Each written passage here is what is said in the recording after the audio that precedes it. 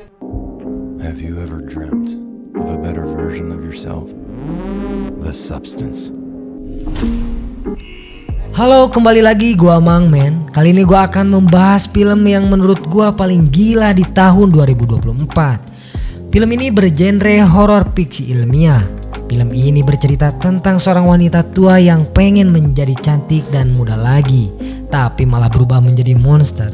Jadi beberapa menit ke depan gua akan nemenin kalian dan bercerita tentang film ini. So tanpa banyak bicit di awal, kita langsung saja ke ceritanya. The Substance. Jadi pada waktu itu ada artis muda Amerika bernama Elizabeth. Saking suksesnya dia di dunia entertainment, namanya sampai dibuat di jalanan Hollywood, men. Namun seiring berjalannya waktu, gak kerasa di umurnya yang sudah tua, dia ini ternyata bintang utama di tayangan TV senam aerobik. Saking terkenalnya dia, di sepanjang jalan koridor pun terlihat poster muka dia dari tahun ke tahun. Dari sini kita dapat kesimpulan kalau dia tak tergantikan oleh artis yang lain. Tapi tak disangka di hari ulang tahunnya yang ke-50, sang produsernya Harvey mutusin buat cari model baru karena sang investor melihat rating TV-nya lama-kelamaan makin turun. Jadi mereka ingin mempunyai artis model baru yang lebih muda dan cantik. Mendengar hal tersebut tentu saja si Elizabeth stres, kepikiran dan ngebatin karena ketenaran dan pencapaiannya bertahun-tahun akan digantikan begitu saja. Waktu di perjalanan pulang ke rumah, dia melihat poster dirinya di papan billboard lagi dirobekin dan tiba-tiba saja kecelakaan pun terjadi dan dia masuk rumah sakit. Tapi untungnya dia tidak apa-apa, cuman lecet dikit doang, men. Dan ketika dokternya keluar, tiba-tiba saja si perawat kasih tahu kalau dia mempunyai tulang belakang yang sempurna dan mengatakan hal aneh, yaitu kandidat yang sempurna. Waktu si Elizabeth keluar dari rumah sakit, dia merasa heran karena menemukan sebuah flash disk yang digulung kertas bertuliskan The Substance di saku jaketnya. Sesampainya di rumah, Elizabeth langsung mencolokkan flash disknya ke TV. Ternyata itu adalah video promosi teknologi cloning yang bisa membuat tubuh kita jadi sempurna, cantik dan muda. Menjadi dua tubuh di cloning gitu, men. Tapi harus gantian selama 7 hari. Walaupun dua badan, tetapi satu orang saling berhubungan. Gitu, men. Awalnya si Elizabeth tidak menggubris itu karena menganggap hanya iklan yang tidak masuk akal. Tapi karena di posisi yang tertekan, stres, frustasi karena dibilang muka sudah tua, akhirnya di tengah malam dia nekat menghubungi nomor yang ada di flashdisk itu.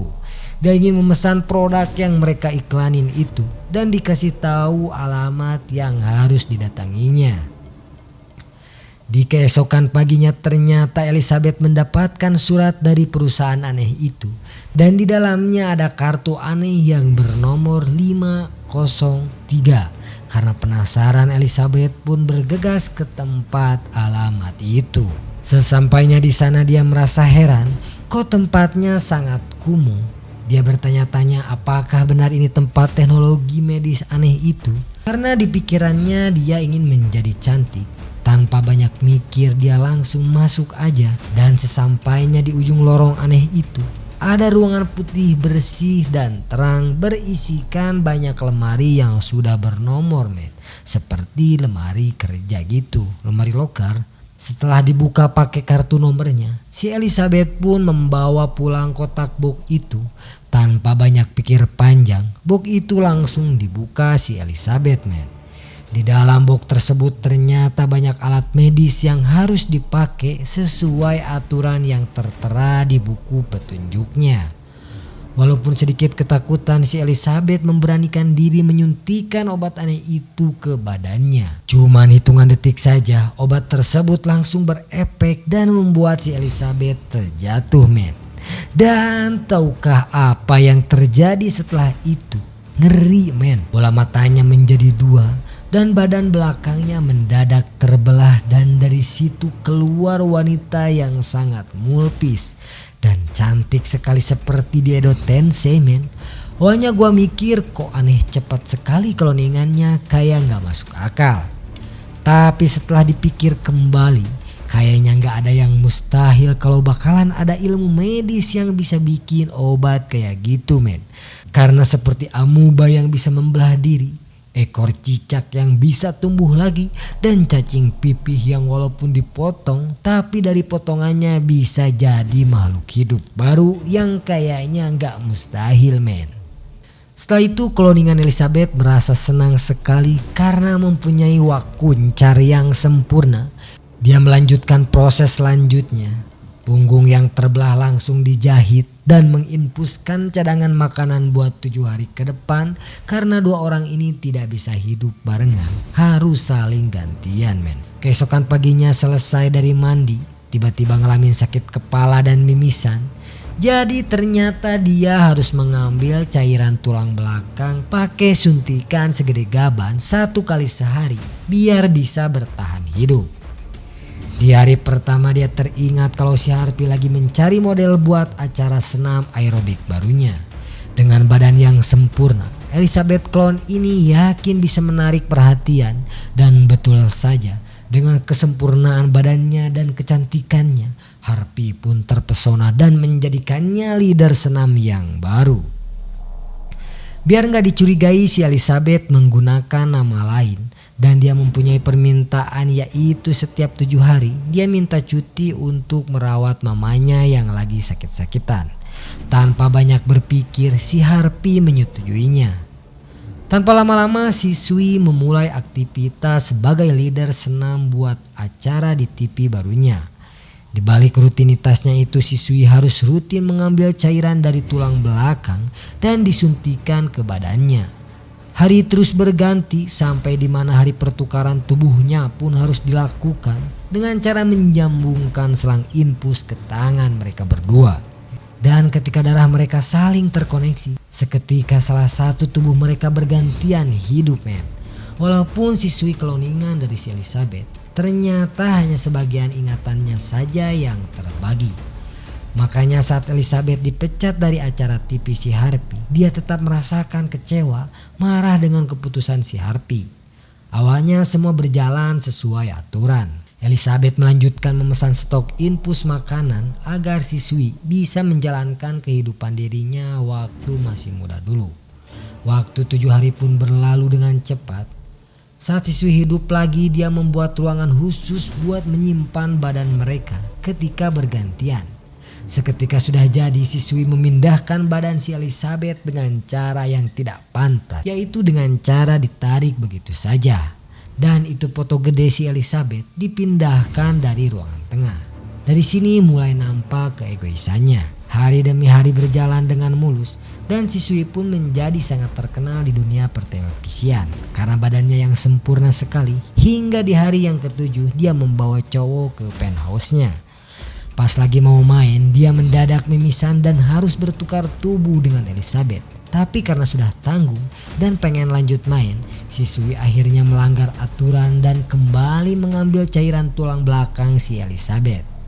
Di malam itu siswi berhasil menambah durasi waktunya agar bisa tetap hidup. Tapi pas si Elizabeth kembali terbangun, tidak disangka satu jarinya menjadi keriput kayak busuk gitu men. Ngeri kali men. Jadi emosilah si Elizabeth karena tahu siswi telah melanggar aturan. Karena panik, dia menelpon perusahaan aneh itu dan bertanya apakah jarinya bisa kembali ke semula setelah penambahan waktu oleh cloningannya. Dan ternyata tidak bisa balik lagi ke semula men. Malah orang perusahaan ngasih saran agar mereka berdua bisa saling menjaga keseimbangan hidup. Yang tadinya dia lagi marah, tapi setelah melihat acara senam aerobik siswi, suasana Elizabeth mendadak berubah.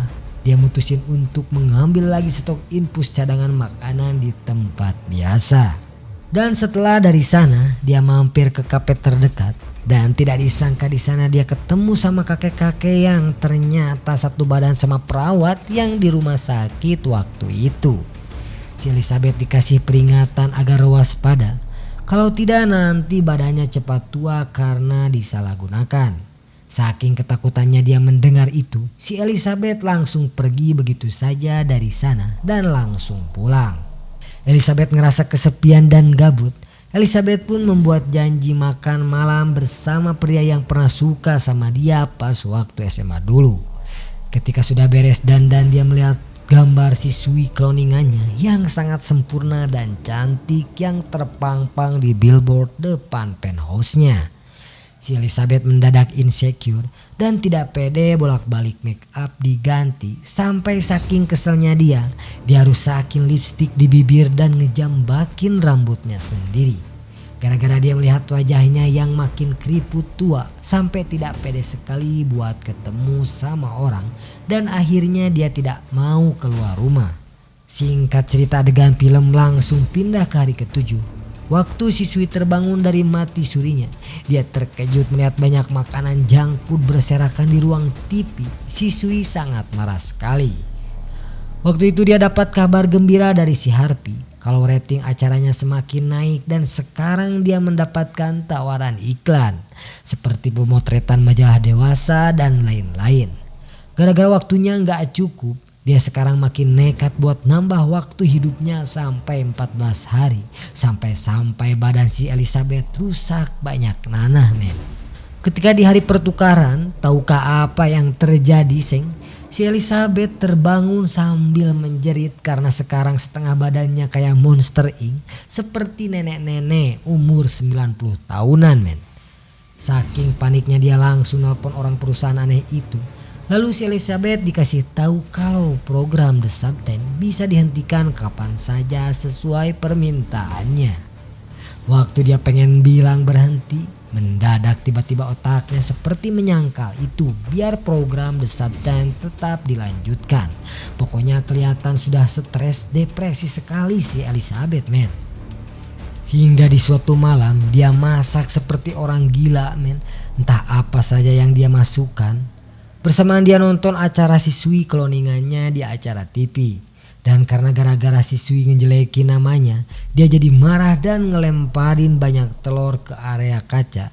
Ke arah kaca dan nutupin muka siswi pakai koran. Padahal siswi bagian dari dirinya sendiri. Dia tidak menerima kata-kata yang keluar dari mulut cloningannya itu men. Singkat cerita, hari ke-7 Elizabeth pun selesai. Waktu siswi terbangun, dia sangat terkejut melihat seisi penthouse-nya yang sudah acak-acakan seperti rumah orang gila. Dengan makanan yang berserakan di mana-mana sehingga jadi ngamuklah si cloningan Elizabeth ini men. Saking kesalnya siswi, dia ngambil banyak gelas untuk nyetok cairan tulang belakang si Elizabeth karena untuk sementara waktu dia tidak ingin tinggal di rumah itu men. Tahukah kalian berapa lama siswi hidup? 3 bulan men. Bayangin si Elizabeth mau seperti apa ketika terkejutnya ketika bangun men. Singkat cerita, dia sudah balik ke penthouse-nya. Dari papan billboard kita dikasih informasi kalau besok di malam tahun baru siswi akan menjadi bintang utama di acara pertelevisian Hollywood. Di malam itu ketika siswi mau main dengan cowok barunya, siswi mau mengambil lagi cairan tulang belakang si Elizabeth di dalam ruangan itu. Ternyata sudah banyak sekali bungkusan-bungkusan cadangan makanan. Sampai yang untuk siswi ini malah diberikan ke si Elizabeth men. Tapi tidak disangka men, ternyata yang tersedot sekarang cuma nanah dan darah aja. Jadi panik sekali siswi. Ngeri kali ya Seng.